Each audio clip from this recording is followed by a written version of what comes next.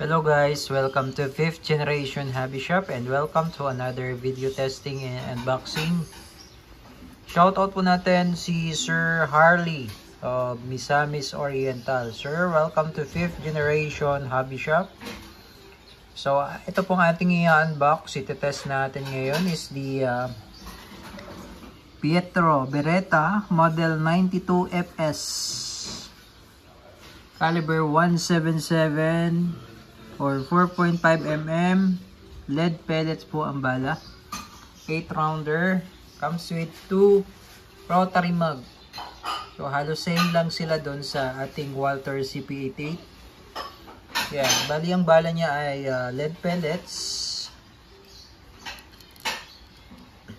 Pwede rin siyang gamitan ng slug. Yan, as long as 177, pwede siya dyan. So, gamit natin is the Gamo Energy 250 shots, 7.56 grains, pointed.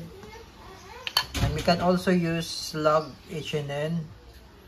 This is, ilang grains ba ito? 13 grains. Yan, 13 grains slug HP. Yan, so, mas mabigat ito, slug. 177 din siya. Ayan. Caliber 177. So, pwede siya dito. Pwede siya sa Pietro Beretta Model N92FS.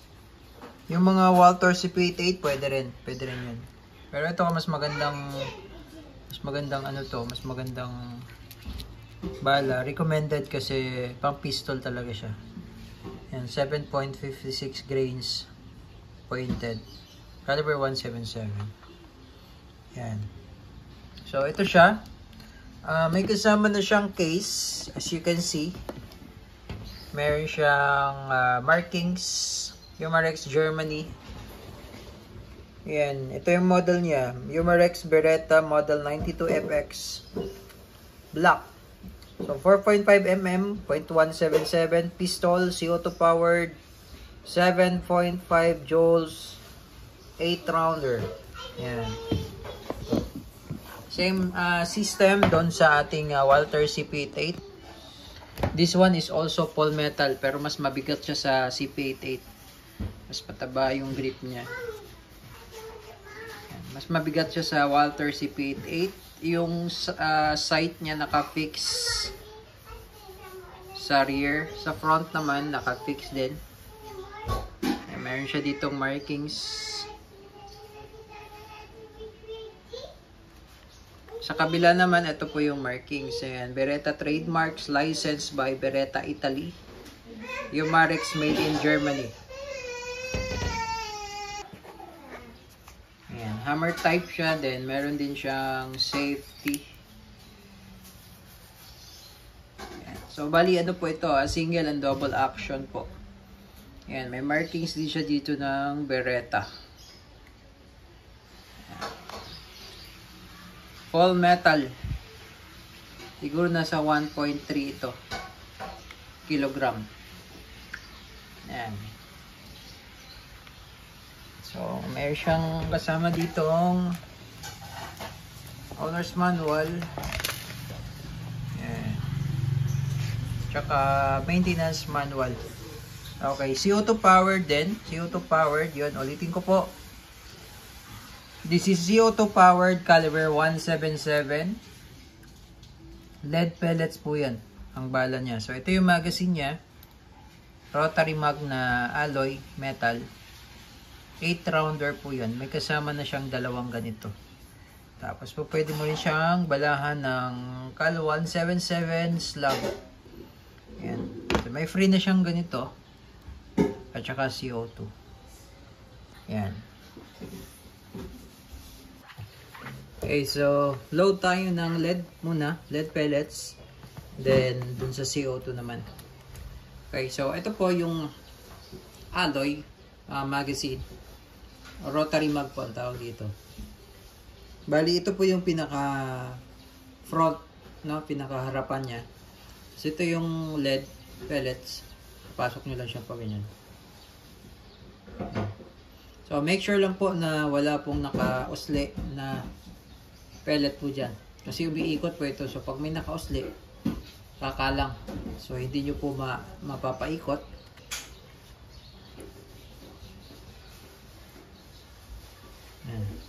Okay, so ganun lang po ang paglo-load ng pellet. Ngayon, sa paglo-load naman po ng CO2, ito po, yung pinaka mag-release, kasi ito na may magazine niya. Ito po, push nyo lang. Ayan, pagka-push yung ganyan. Pagka-push po, tatanggal po yung cover. Ito po nilagyan ko na siya ng CO2. So, ang gagawin nyo po, pasok nyo lang yung CO2, tapos, hihigpitan nyo po ito. So, ito, i-release lang muna natin para po makita nyo po kung paano po yung paglagay. So, tinesting po kasi namin siya, kaya po mayroon siyang CO2. So, i-release ko muna yung CO2. Just in case lang po na magre-release kayo ng CO2. So, ganito lang po ang pagtatanggal. So, dahan-dahanin nyo lang po itong power release niya. Power and open release. Dahan-dahan lang po siyang i-release. No, dahan-dahan lang po. Ayan. Okay. So, yan po yung open position niya. Okay. So, sa ngayon po, ubos na po yung CO2. Nasingaw na po lahat. So, tanggalin lang natin yung grip cover. Ito po yung grip cover. Ito po ay made of plastic. Pero matibay na pagka-plastic po yan. Tapos, diba pinarelease po natin. Narelease po natin. Ito. Luluwagan lang po natin yung pinaka-wheel.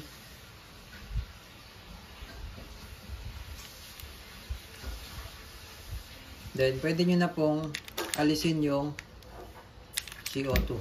Ayan. Yellow. Sobrang lamig.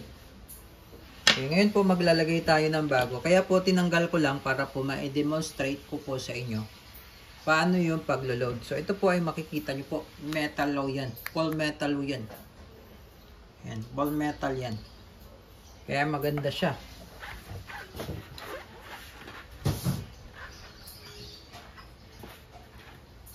Okay, so ito po yung bago nating CO2.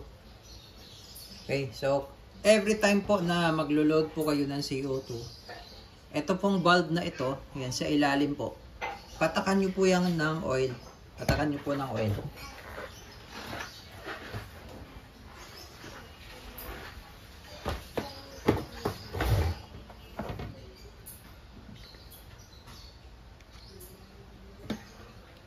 Yan. Patakan nyo siya ng oil.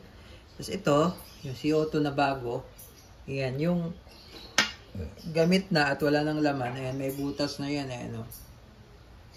So, pinaka-tip niya, no? Nag-yellow po. So, ito po.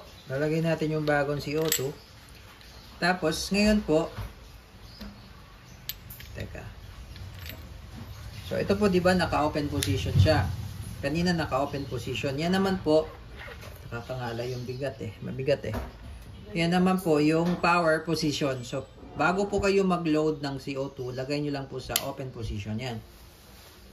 Tapos, load natin yung CO2. And then, hihigpitan lang po natin ito. Itong part na to, hihigpitan lang natin.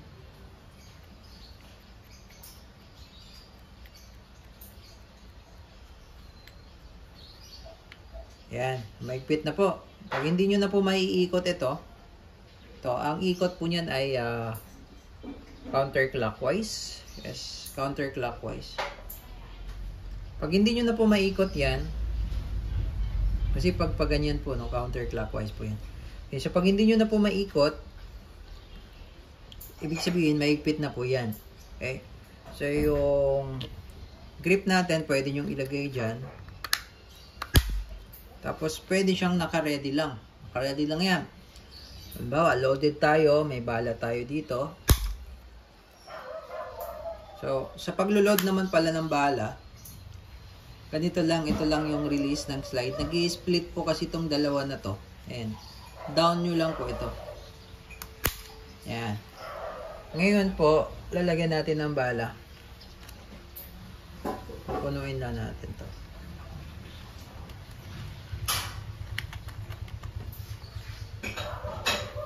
So, take note po, yung ating CO2 po ay hindi pa po yun punctured kasi hindi pa natin inactivate sa power position. Ano?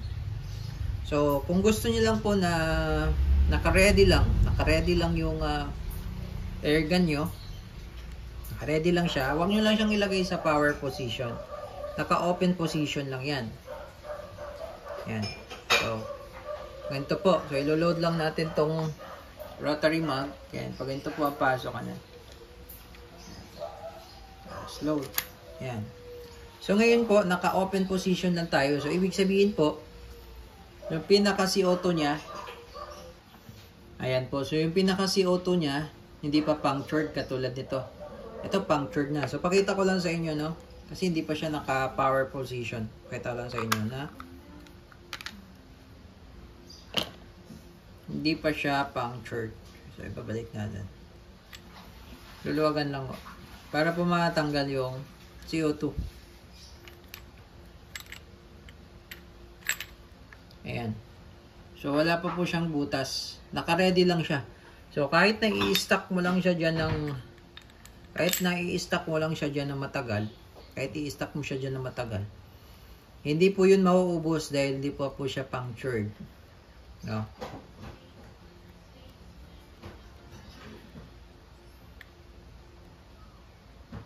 Higpitan lang.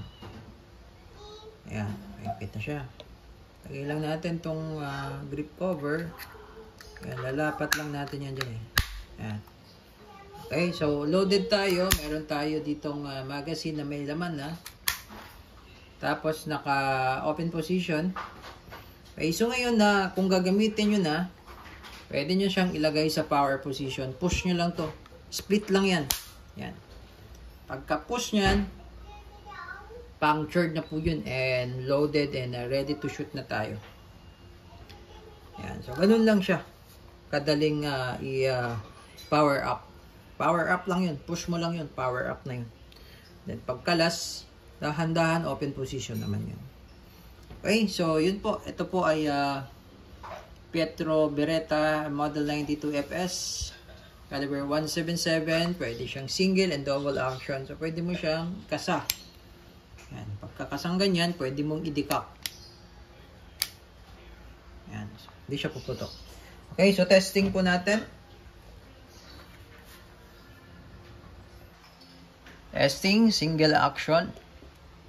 Sa single action po, ibababa nyo lang po yung hammer. Okay, so bigat talaga. Oh. Firing. Hindi ko tinamaan. Firing. Yan. Yung burst sound niya or yung tunog ay malakas. Okay. Sa double action naman po, direkta kalabit lang sa trigger. Medyo malalim lang yung slack pag sa double action. Firing.